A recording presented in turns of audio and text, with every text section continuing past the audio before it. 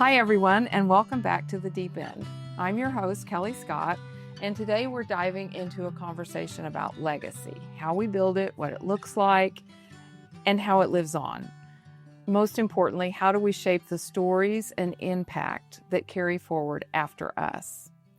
I'm so excited to explore this with my guest, Robin Ballenger, and I can tell you from personal experience, her story is a blend of heritage, leadership, and giving back. She's someone who has been intentional about creating a legacy through both her work and generosity. Robin is an enrolled member of the Cherokee Nation, and she's the first female chair of Flintco Companies, Incorporated, one of the nation's largest and oldest construction firms, and the largest American Indian-owned construction company in the U.S. Robin's not just a business leader, she's a dedicated philanthropist. She served the Tulsa community for decades, providing board service and leadership to multiple nonprofit organizations. And she's the president of the Flint Family Foundation, which has provided millions of dollars of support to a wide variety of nonprofit missions. Robin has received accolades like Woman of the Year from the Journal Record. Don't roll your eyes, Robin. And American Indian Business Owner of the Year, and she was inducted into the Tulsa Hall of Fame in 2010. Most importantly to me, Robin is a founding member of the Clarehouse Board of Directors and a past president of the board, and I believe Clarehouse would not exist without her.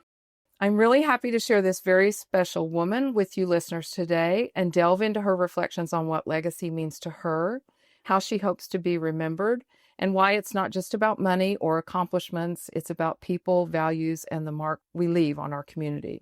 So let's dive into the deep end with Robin Ballenger.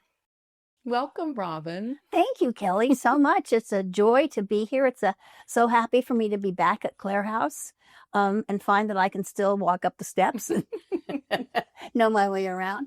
Thank you for asking me. You're so very welcome. I'm delighted that you're here. And I know that introduction was a very brief description of a long and impactful life. And happy belated birthday, by the way. So what did I miss mentioning in that introduction? Oh, I think you mentioned far too much as it was, believe me. I know you don't like talking about yourself. But I think one of the happiest things for me about my legacy really has been the Clarehouse journey and how unlikely it was to be successful when we first started out. What a crazy dream it seemed like, how people looked at us as though we were trying to destroy their neighborhoods, and to see where we have come step by step, mistake by mistake, good deed by good deed to where we are today, providing a wonderful service, I think, to the Tulsa community, a real asset to Tulsa. I agree with you 100%. And that was good. My first question was going to be, what are you proud of in your own legacy? And it sounds like Clarehouse falls in that. It does, yes. Bucket for you. For sure it does. Yeah. Do you want to share the story of how we met? Yes, absolutely. I met Kelley. My husband, Rocky, was dying of cancer. We knew he was dying of cancer. We had to almost beg for hospice. And I was waiting for our hospice nurse to walk up my front walk. And that hospice nurse was Kelley Scott. And she came into our house and turned us around, gave me the gift of going forward with my stepsons after his death, showed us how to look at death and look at life. And I will be profoundly grateful all my days for that. It was an honor and a privilege to walk that with your family. And then after, I don't know, maybe a month after, I thought, I really ought to pay this back in some way to Kelley. Well, maybe I should take her out to lunch and ask her what she thinks will be a good gift to leave. And I did that, and she said, well, I have a dream.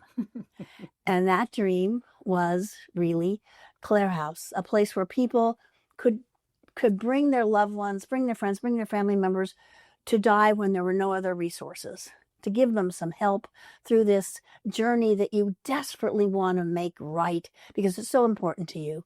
And to have one last chance at doing it right for that person. And I think, lo and behold, we have done it. But it was a rocky, rocky time. We didn't know how to get licensure. There was no licensure. When we finally decided, yes, darn it, we were going to go ahead and do this, maybe rent an apartment, and nobody would rent us an apartment because really who wants dying in their complex? Thought we might rent a house because we really didn't want to buy anything. And then maybe we could actually raise the funds right then and there and do it. But it's hard to raise funds on a dream. Yep. A dream about death, especially.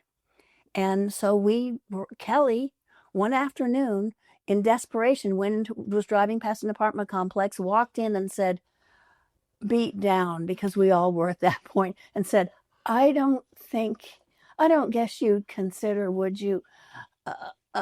And she went on to describe what we were after, and they said, it was an Eeyore moment for me. I know that I sounded like Eeyore at that point in time. But they said, well, yeah, sure, we'll give it a go. And they did, and that first apartment was the birth of the actual functioning Clarehouse. And volunteers decorated and made it look perfect. We waited for, 2 weeks for that first guest? Yes. Because who had ever heard of such a thing? Not charging for services, taking care of who'd heard of anything like, there must be a catch. And there wasn't a catch, and we had our first guest, and it was all a wondrous journey from there. And, you were one of the first people to embrace that vision from a young nurse who knew nothing about starting a nonprofit or running a nonprofit. And you signed on to that vision. And I know that it came from that personal experience and that yearning to help other people have what you had in a dying experience. But there was a lot of trust and faith and leaping off the cliff with that sort of support. Oh, sure. But that's where greatness lies, I think, sometimes in just closing your eyes and saying, there's no reason why we shouldn't be able to do this. It would be a great thing. Let's do it. And that's what happened. And you knew about dying and the nursing end of it. And I had some experience with the nonprofit end of it and with funders from having the privilege of having lots of board experience around Tulsa and knowing some donors and being able to connect us. And, people bought into it. Somehow you and I were able to make the vision of Clarehouse come alive and shimmer in between us and the people we were talking to. Somehow, I don't know. And people understood what we were trying to say. Anybody certainly who helped anybody die had understood. My mother gave a tea party with her friends. Yes. And little by little, once you get one big gift, more start to come. The first person, you never forget your first big donor. In our case, it was the Oxley Foundation that gave us the money to buy the land, and I'll be forever grateful to them for taking a risk on us. And we made it happen. Well, and do you remember in those early days that people referred to me as the vision and you as the force? And I still think of you. I mean, you've been such a force in my life, but I also know that Clarehouse has not been the only beneficiary of that force of nature in Tulsa, and it's been widespread throughout the community, and that is a huge part of your legacy. And I think how people recognize you as a real force. You are a woman who makes things happen through your own belief but it's through your belief in other people. And I think that's just an incredibly positive trait, that you have so much belief in other people that you put the full force of your nature and your resources behind that. Well, this is very flattering.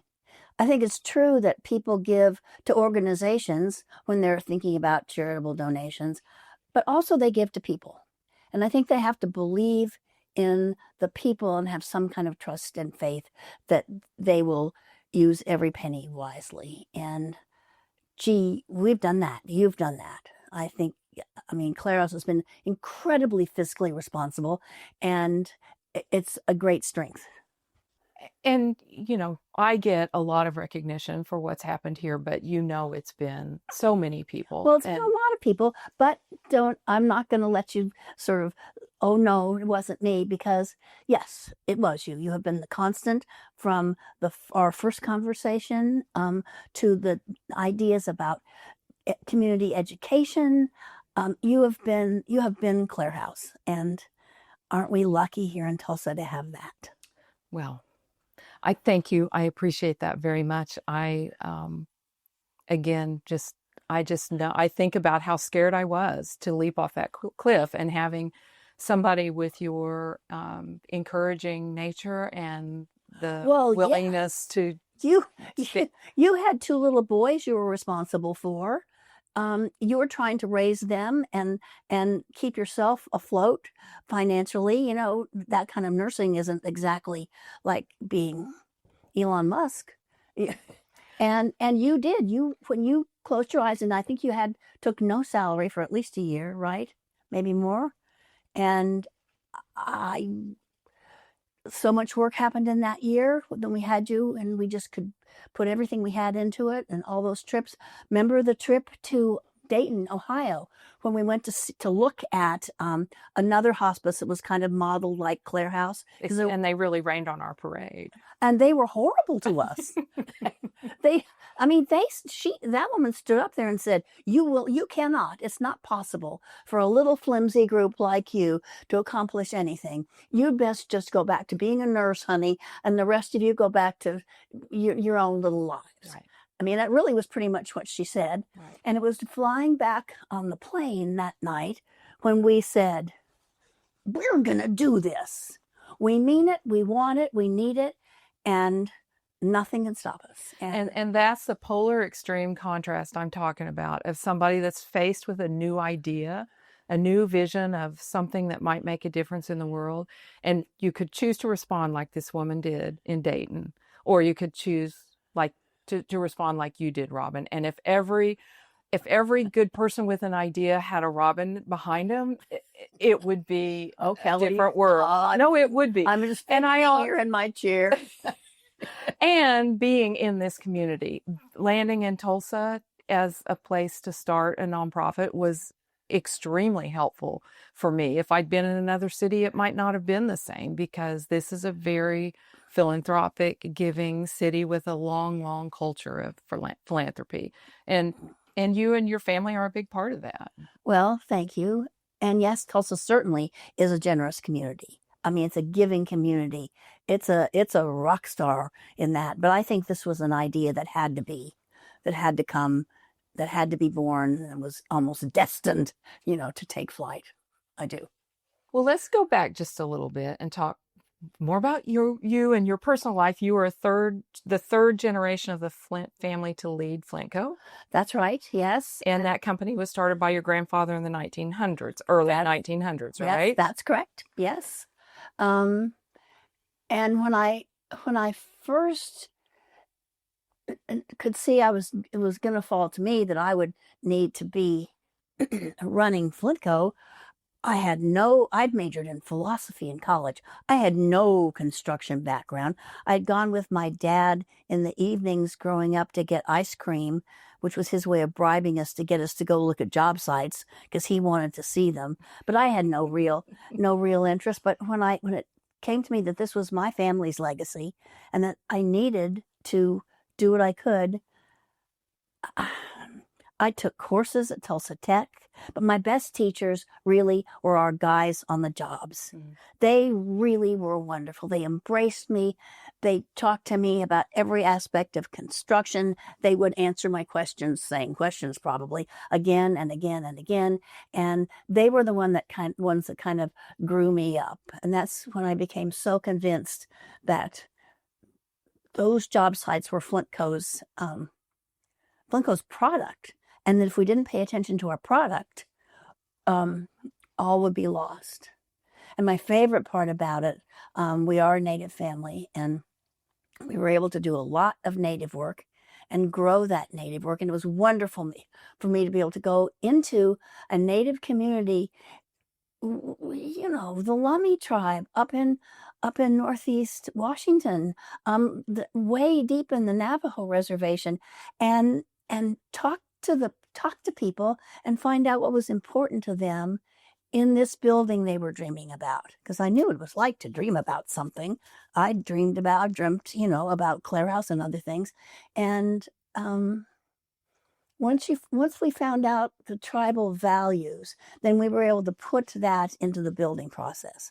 If they really respected funerals and wanted the job site to stop during funerals, and if those funerals lasted a week, well, that's what we did, and we found a way to keep on schedule through that. And I love that part of my life, and I grieved when my family sold Flintco because the construction business is hard, and kids today aren't interested. Nobody really in my family wanted to keep on going, and I wanted to send it on to so I could be sure that our people had a home and that they had a chance to keep on growing professionally. And I was sad the day we sold Flintco. I really was.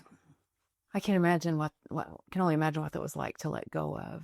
I had to let it live, though. I had to let it go. Did your father have that same philosophy, those same values?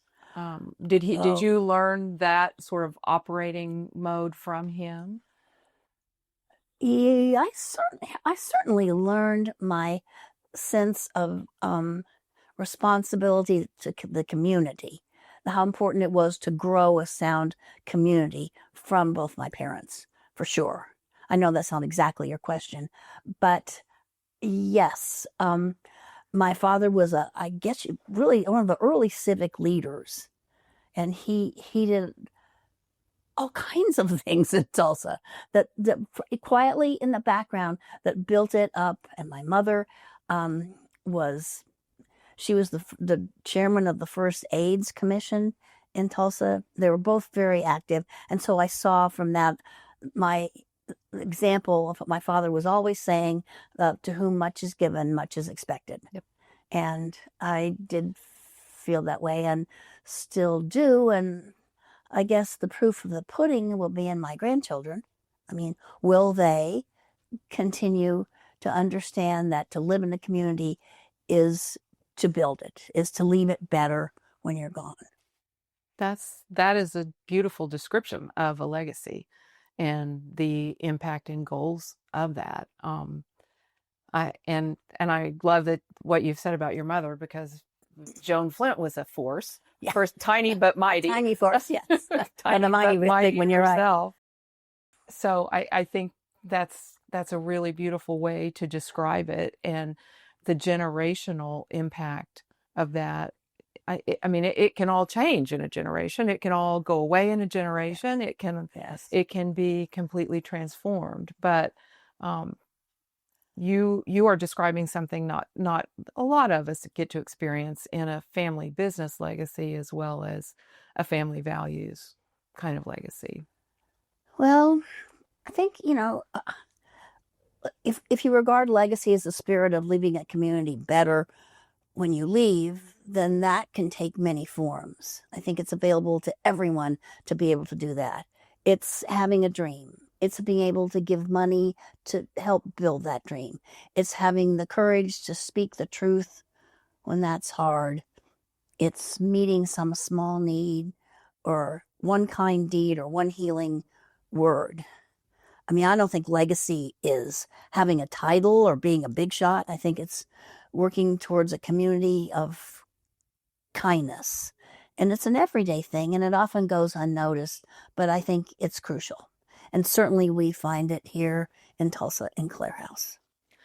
And I have seen you live that out as a very humble person, that you don't do any, I don't see you ever doing anything for accolades. And in fact, you're quite humiliated, embarrassed, or whatever. You just seem mortified when someone does praise you.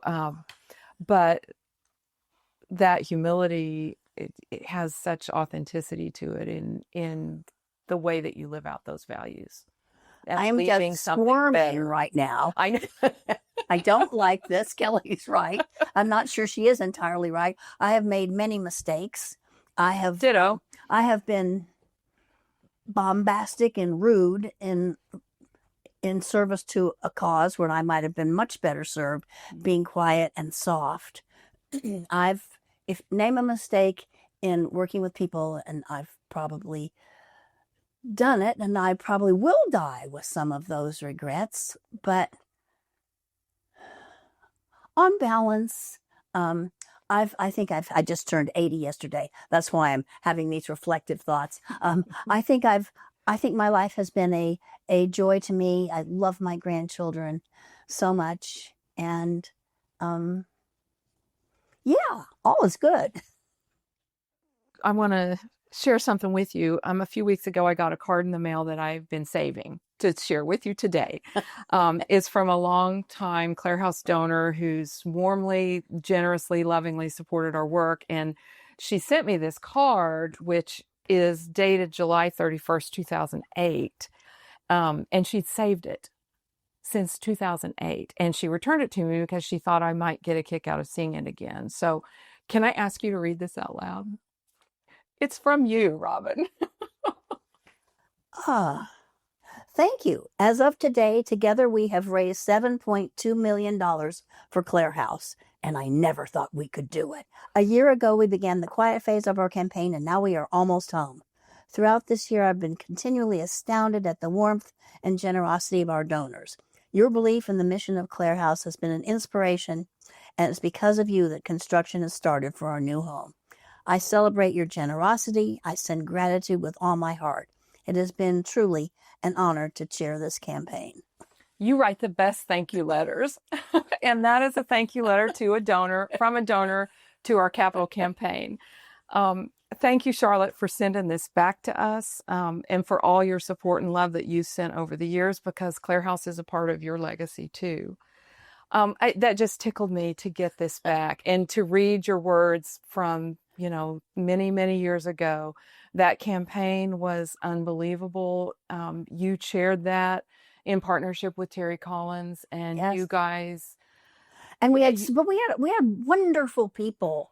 Wendy Thomas was a big part. Terry was invaluable.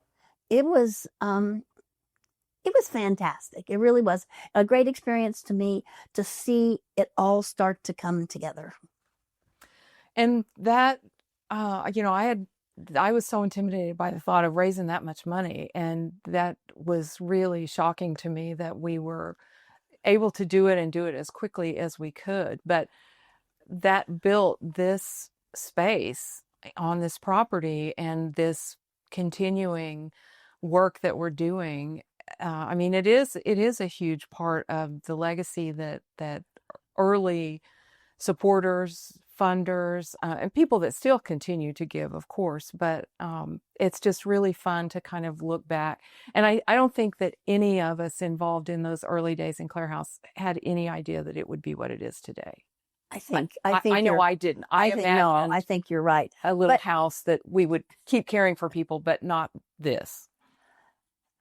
And when we first we sat as a group and debated and wrung our hands and tried to figure out what we would do about licensure, and then it turned out we decided not to to just be a home, not to have a nursing home license, just to be a home.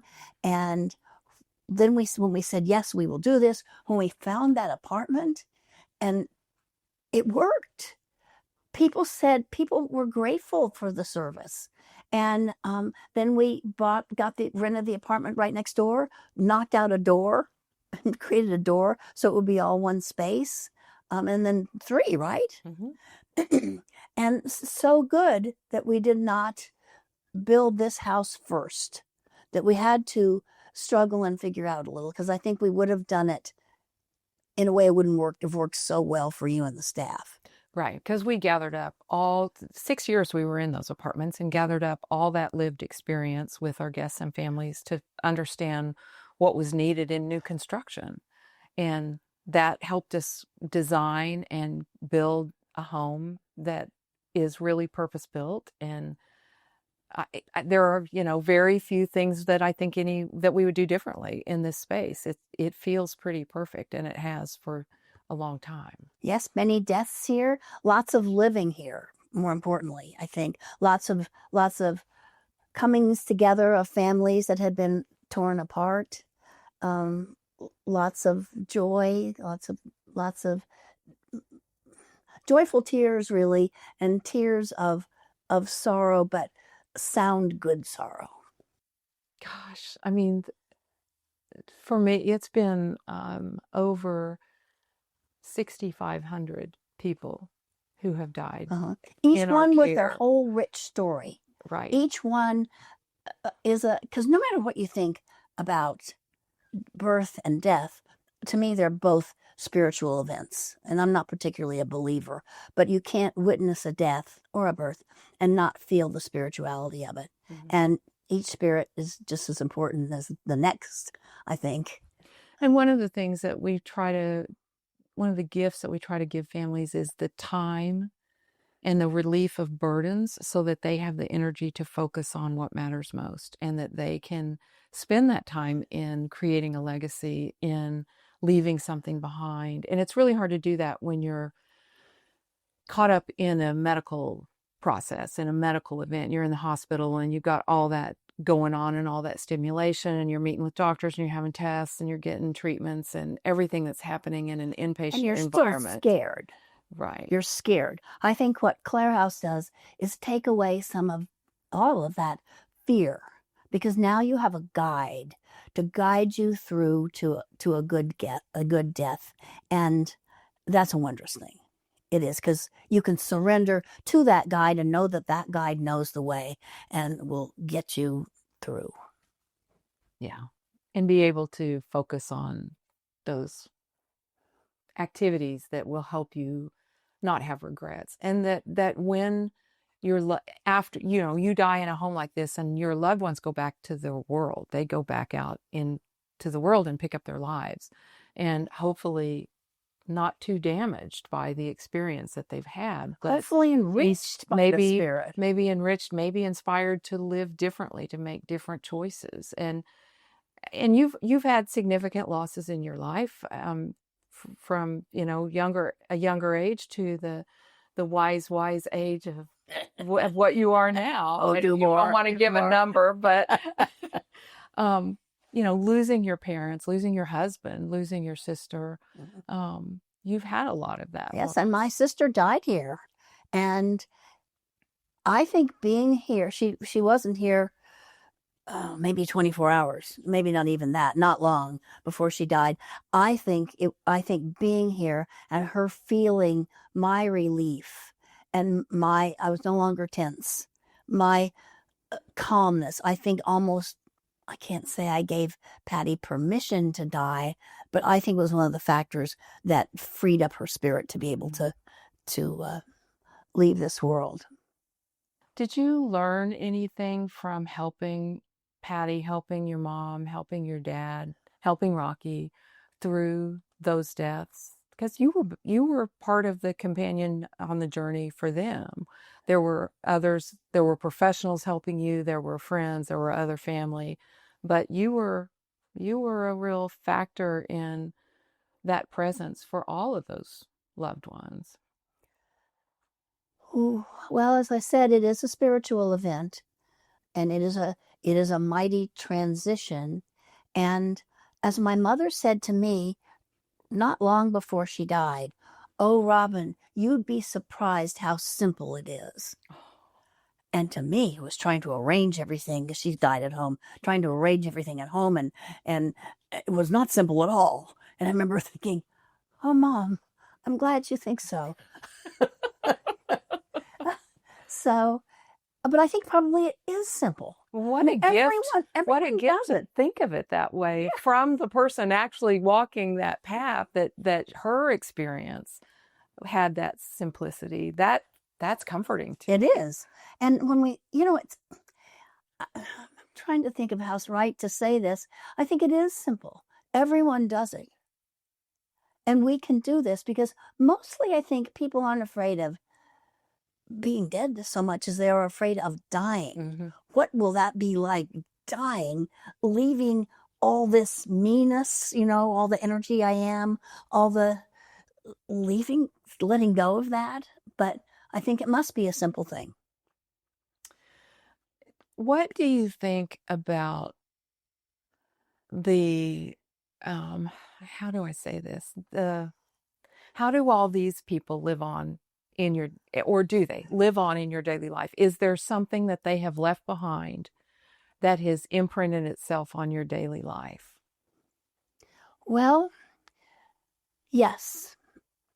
And I think unless you happen to be Abraham Lincoln or someone whose legacy truly lives on for better or for worse down through the decades and the ages, really, once the people that have known me are dead, then unless I impart some attitude or some attribute to them, I'm dead too. And I will be fully dead then when no one can remember me. And there's just nothing we can do about that, I think. Does it matter that legacy is identified with you? For instance, after you're gone, after I'm gone, nobody remembers Robin Ballenger or Kelley Scott, but Clarehouse is still thriving. That's right. And serving and educating. Does it matter that legacy may not be identified with us anymore, but that it is a legacy that lives? Well, there's big legacies like Clarehouse, because I think it is a big legacy, and there's small legacies like having my granddaughter be honest in a hard situation, for me to be honest, and her talking about it with me afterwards and saying, how did you do that? How did you feel that way? That's a small, I guess, legacy, but just as lasting, don't you think? Because she will take that with her and grow it in her own way and maybe pass it on. Do you see things like that in you that came from your ancestors? Well, the Cherokees have always been persistent and Okay, that's you. I mean, we endured the Trail of Tears. We endured building a whole new nation in Tahlequah. We have kept it coming through persecution and ugliness, and lived to not always thrive, but be thriving now. And I think that's a huge thing. That's a big attitude of, we will take one step after another, after another, after another, and build something. And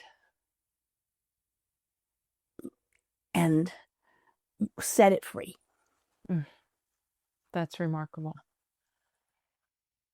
How do you pass that down to your grandchildren? Or your children? How do you do that? What are the specific activities that help people impart that wisdom, that nature? Right? Is it innate? Is it taught? Unfortunately, I think it takes time together, because you can't always plan those times when the window will open and you can slip some wisdom into their lives.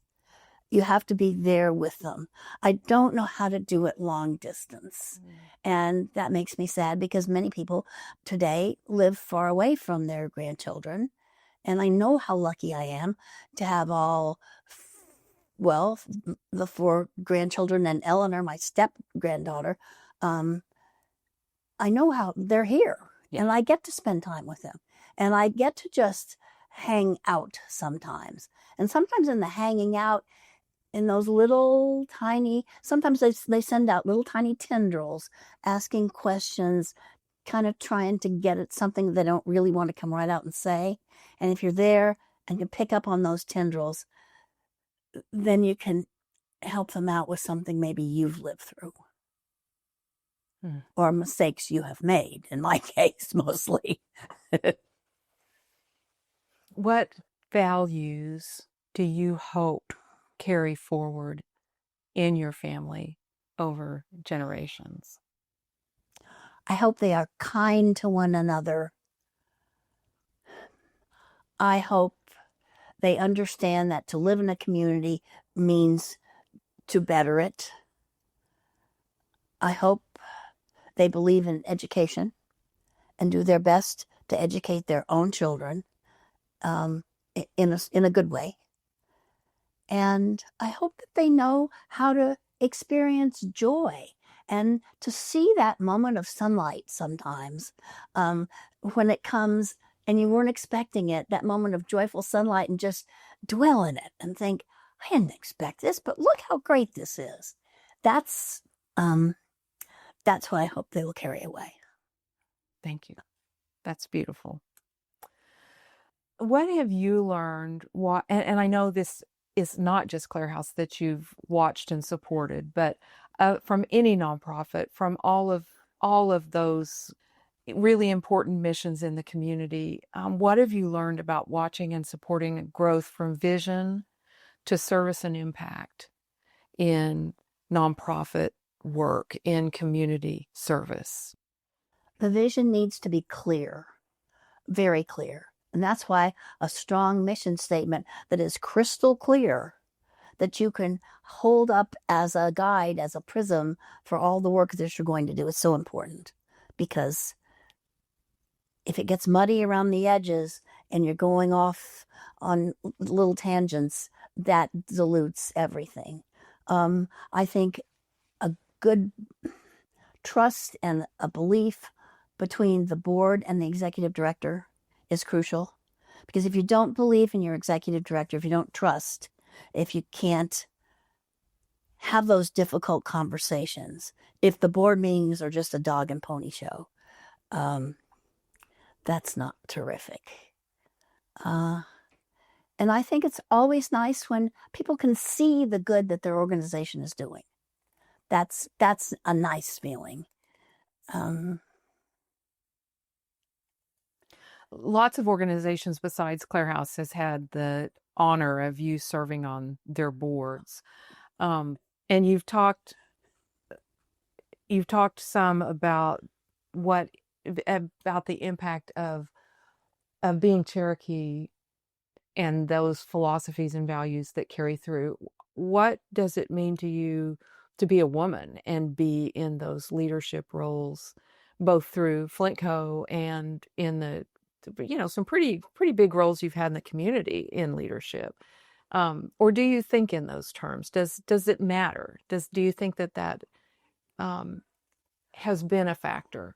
Well, Flintco toughened me up, certainly, because that was a man's world, especially in those days. Not so much now, but still to a degree. And they toughened me up because you better say what you mean and not say, I wonder if perhaps we should, but you better say, we need to do this, and here's why.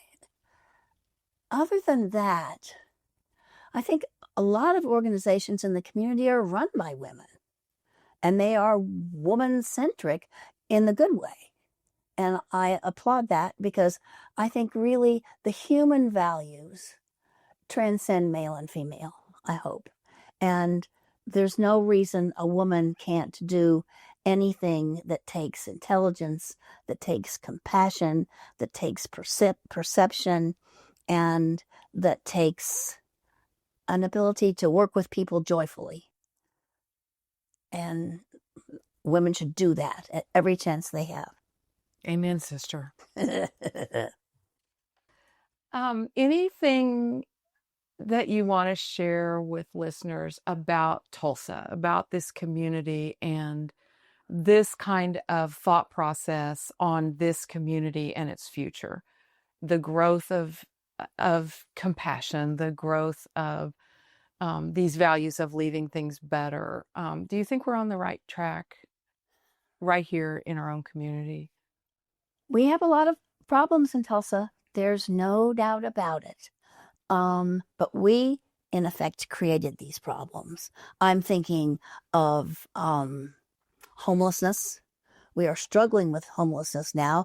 The mayor is thinking hard about it. I just listened to a wonderful panel discussion about what things that we are trying to do, and that's good. Experimentation is good. We've got to do something about our public schools. And I say that as a great fan of public schools. I think public schools are the backbone of this country. And without a really vigorous public educational system, I think this city is going to have further problems. From your viewpoint, your wisdom and your experience and being a leader in this community, I have hope that we're doing some things that are putting us on the right track. And I do see a lot of the problems as well. But I think that starts individually, at an individual level, that we all have a responsibility. We can't just expect some big group to come in and fix anything for us. Yes. And we're lucky in this community to have some very generous benefactors to the city. Certainly, the George Kaiser Family Foundation has been a wonderful asset. The Schustermans, the Zeros. I mean, we are lucky, and many smaller family foundations that are pitching in every place they can. But everybody can give a little in their own way. Mm-hmm. I don't know what that way might be. You will know best. What that way will be. I'm watching my granddaughter try to apply to colleges now and trying to be her authentic self, to present her authentic self. And I think each person kind of knows what their authentic gift is and can find a way to give it. When you're not busy with a million other things, you mentioned joy earlier in this conversation. So what brings you joy at this point in your life? I love to do things with my grandchildren. I do. As they get older, they get busier and busier, of course, but they've been lovely about still wanting to spend time with me. I love doing things outside. I love dinner with 4 or 6 people, more than 6 people, and I'm with you. I'm with you. So I love my friends. Honestly, I love to go to the gym. I have a little gym that I go to with a great group of older people and a wonderful gym master. And I love that feeling I have when I leave there. So that gives me joy. Perfect. All right. This is the last question I'm going to ask you. You're not going to like it, but if people remember one thing about you, what would you want it to be? Oh, Kelley. Perhaps that I was brief and I didn't take up their time. That you knew when to stop? Yes. Okay, Robin. Thank you so much. And thank you, listeners, for joining me and Robin Flint Ballenger for this conversation about legacy. I am so grateful to have this time of conversation with a very good old friend. It was wonderful fun for me. Thank you, Kelley. I hope it has sparked some reflection for all of us on what it means for each of us to live in a way that leaves something lasting behind. If you enjoyed today's episode, be sure to follow The Deep End so you don't miss future conversations. And if you'd like to learn more about Clarehouse and our mission, you can visit us online at clarehouse.org. I'm Kelley Scott. Thanks for listening. And until next time, may we all be open to the search and keep finding meaning as we wade deeper into the conversations that matter.